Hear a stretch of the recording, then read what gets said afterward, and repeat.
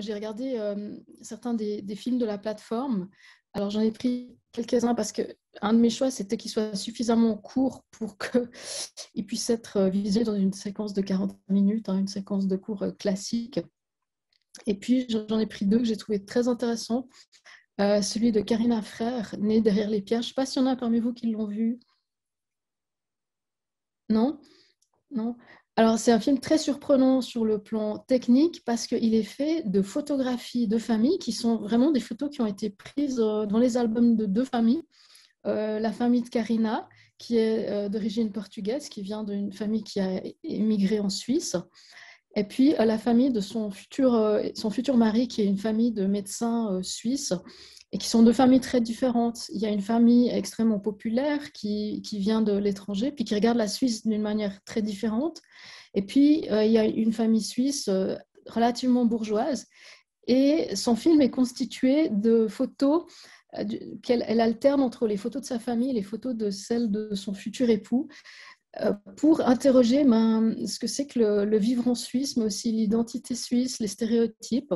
Et c'est à la fois extrêmement drôle parce qu'elle a un commentaire en voix over par-dessus ces images, qui est assez ironique parce qu'elle le fait en tant que jeune adulte, jeune cinéaste, et elle se remémore l'histoire un peu de ses parents et de sa famille, toujours en jouant avec des jeux de contraste. Et c'est donc uniquement des photos d'archives familiales qui sont alternés, commentés, un petit peu retravaillés aussi.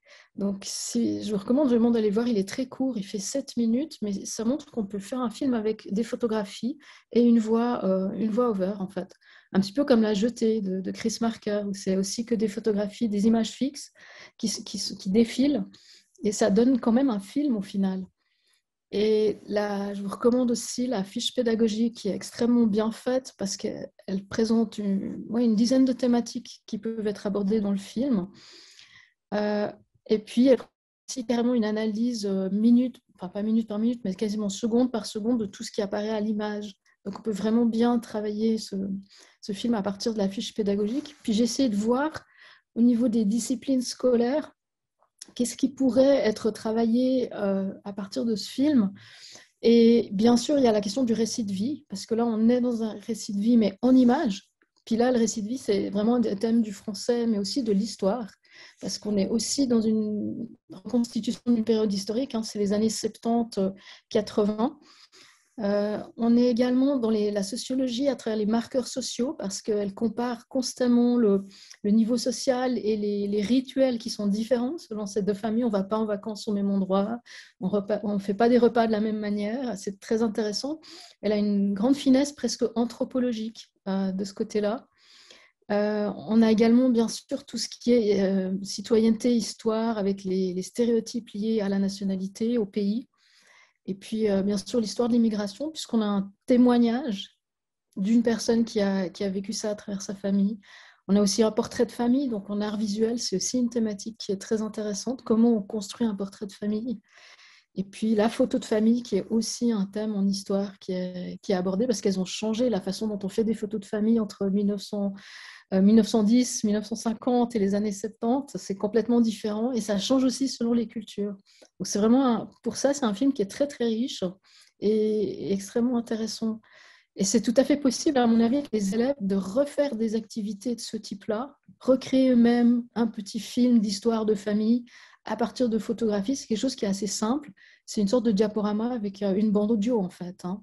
Donc, même sans caméra, on peut refaire ce genre de film de manière intéressante.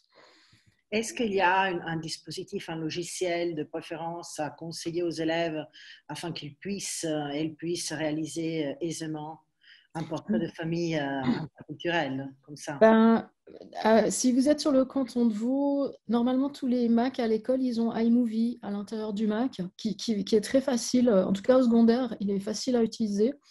Et là, vraiment, vous pouvez facilement même enregistrer dans le logiciel votre voix, hein, avoir votre bande son créée. Sinon, je vous ai mis après dans une des slides, je vous ai mis un lien vers 20 logiciels gratuits pour faire du montage. Et il y en a pour PC aussi, il n'y a pas que pour Mac. Et il y en a pas mal de logiciels gratuits actuellement, hein, qui fonctionnent assez bien. Mais si à l'école vous avez des Mac, iMovie, ça va très bien en fait.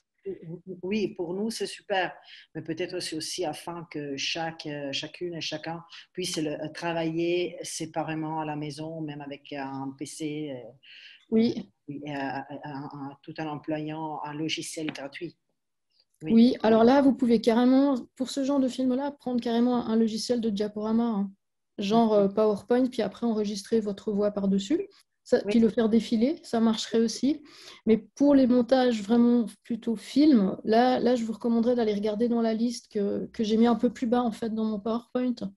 super. Et là, il y en a qui sont conseillés pour les plus jeunes, donc pas forcément les ados du gymnase, mais même les collégiens. Merci beaucoup. Ouais. Puis là, un autre film que j'ai trouvé vraiment aussi extrêmement touchant, parce que bon, j'ai une ancienne vie où j'ai travaillé sur l'éthique de la santé et des personnes âgées. Alors, ce film, je l'ai trouvé très, très beau. C'est un ancien étudiant de l'ECAL, Yann Kessler, qui l'avait fait quand il était à l'ECAL. Et c'est un portrait d'une personne âgée qui s'appelle Josette, qui a plus de 80 ans dans le film, et qui a eu une vie assez étonnante. Elle a passé 30 ans en Afrique, dans un orphelinat où elle s'est occupée d'enfants. Elle a eu une vie très très riche et c'est son retour en Suisse, quelques temps après son retour, c'est comment elle organise sa vie au quotidien. Et c'est des interviews où on voit le jeune homme que vous voyez à droite, c'est Yann, qui interviewe cette personne dans des interactions. On voit qu'il n'est pas du tout statique. En fait, ils ont posé une caméra fixe. Et puis, les entretiens se passent, en fait, parce qu'elle utilise beaucoup ce jeune homme. Je pense qu'elle n'a pas souvent quelqu'un de jeune qui peut lui faire qui peut l'aider à la maison. Donc, il fait plein de choses dans le film. Il y a même un moment où il passe l'aspirateur en discutant avec elle, il lui porte des affaires, etc. Donc le film devient un échange en fait entre les deux et se construit une sorte de relation entre un jeune homme et une dame très âgée et qui est quelque chose quand même d'assez inhabituel en dehors du monde familial, en dehors des grands-parents. Donc c'est un très joli film aussi pas très long qui dure moins de 20 minutes. Bah, sur justement l'image de la personne âgée qui est un petit peu cassée parce cette personne âgée, elle est extrêmement active, elle a fait plein de choses, elle est quand même très, très surprenante. Et en même temps, c'est un film qui montre aussi la difficulté de raconter sa vie, de raconter son histoire. Parce qu'il y a plein de moments où elle dit non, j'ai pas envie d'en parler, non, ça, je veux pas l'aborder, parce qu'elle a eu des drames un peu dans sa vie. Mais on voit en même temps que c'est quelqu'un qui a une certaine résilience. C'est pour ça que j'ai mis dans les approches possibles de ce film, il y a un lien vers la psychologie, où il y a la complexité de l'humain et de sa richesse qui apparaît. Et aussi des relations interpersonnelles qu'elle entretient avec ses amis, mais aussi avec ce jeune homme qu'elle ne connaît pas encore très bien. Je vous ai mis aussi philosophie, mais c'est bouché par mon écran, où là, on voit clairement que c'est une personne qui a des valeurs extrêmement fortes, qu'elle a pu conduire tout au long de sa vie. Je trouve que sur le plan philosophique, c'est intéressant parce que c'est une personne qui a eu une sorte d'éthique appliquée dans son existence, puis qui en parle, mais pas de façon démonstrative. On le découvre peu à peu au fil du discours que, ah tiens, elle s'est engagée, elle a fait ça. Puis peu à peu, on comprend certaines de ses raisons. Mais on voit aussi l'ambiguïté de cet engagement. À un moment, elle dit que cet engagement était trop lourd pour elle, que peut-être elle ne le referait pas. Ça pose la question aussi de l'engagement humanitaire, quoi. Quelles sont nos motivations pour le faire? Et puis, c'est bien sûr, c'est un portrait filmé, très différent des portraits de l'autre film dont je vous ai parlé tout à l'heure, puisqu'on est dans le lieu de vie de la personne, on est dans son contexte, et parfois c'est elle qui se met à mener l'entretien, puis à mener l'activité. Donc il y a une inversion des rôles très intéressante entre qui c'est qui interviewe, qui c'est qui pose les questions, parce qu'elle s'intéresse aussi à ce jeune homme, par moments, elle lui pose aussi des questions sur lui. Donc ça remet en cause un petit peu le rôle. C'est quoi le rôle de celui qui fait le film? Là, il devient un acteur dans son propre film. Et puis l'art visuel, je l'ai mis aussi parce que, en tout cas au gymnase, dans les arts visuels, il y a un élément qui est important, c'est d'apprendre à dépasser dans son évaluation d'une œuvre d'art le j'aime pas, et d'accepter d'être troublé et dérangé par une œuvre d'art. Alors là, elle n'est pas tellement dérangeante, cette œuvre, ce film, mais il casse un peu nos stéréotypes, nos visions de ce que c'est que la personnage est là. Typiquement, à un moment, elle explique qu'elle s'est fait tatouer très âgée parce que voilà, elle voulait faire plaisir à sa petite fille qui est devenue tatoueuse. Et il y a plein de choses très surprenantes. Et, et c'est vrai qu'en art visuel, trouver intéressant une œuvre qu'on n'aime pas forcément au premier abord, peut-être que ça n'intéresse pas les élèves de voir le portrait d'une personne âgée au premier abord, mais d'apprendre à quand même s'intéresser à quelque chose de différent de ce qu'on a l'habitude de voir. Puis là, je vous ai mis quelques pistes d'activités un peu en dehors de ce qu'on fait d'habitude sur l'analyse de films.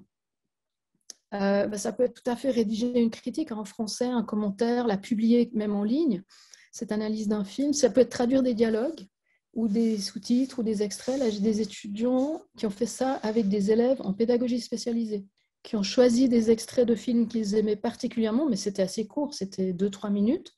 Mais ils ont fait la traduction, ils l'ont corrigé avec DeepL en ligne. Ensuite, ils ont intégré les sous-titres dans ces extraits.